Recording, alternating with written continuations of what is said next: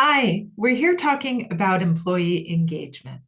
And today I want to share with you something that's pretty insidious in workplace cultures that shows up and is there. Its presence indicates that your efforts of improving your workplace culture and engagement have been undermined.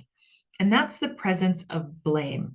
I want you all to be looking for where in your workplace are people blaming one another.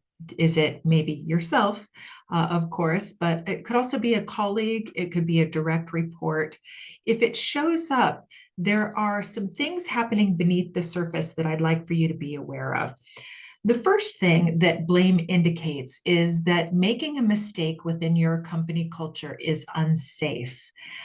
Really, what you want to do instead is you want to have mistakes be learning opportunities. You want to create an environment where if somebody makes a mistake, that can be a positive thing because you can figure out where the system might be broken. You can figure out what to do better the next time.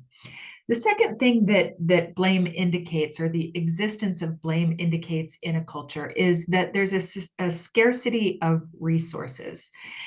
There can be competitive environments within a workplace where people feel like they have to jockey for position in order to be safe in their job. You know, that if in order to get attention from maybe a manager or a supervisor, they have to present themselves as being the best and present other people as being under them, and that way they can have access to the resources and somebody else doesn't. It's kind of like there are so many slices to the pie. I want to make sure that I'm the one that has it and that my colleagues don't. And this can be the beginnings of a highly toxic work environment. It's why I'm not a fan of competitions in the workplace. That's for a whole other video. But start looking for blame in terms of where there might be scarcity of resources.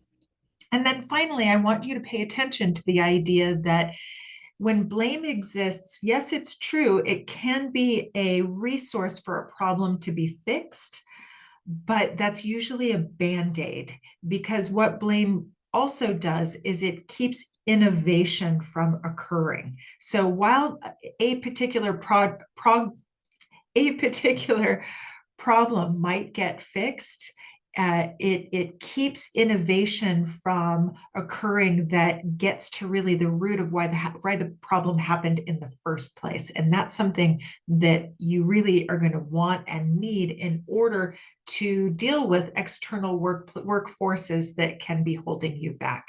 So be on the lookout for blame in your environment. If you don't know me yet, I'm Janine Merkel Pearlstein. I'm a business anthropologist, and I'm dedicated to helping you achieve full engagement from yourself, of course, and for your employees.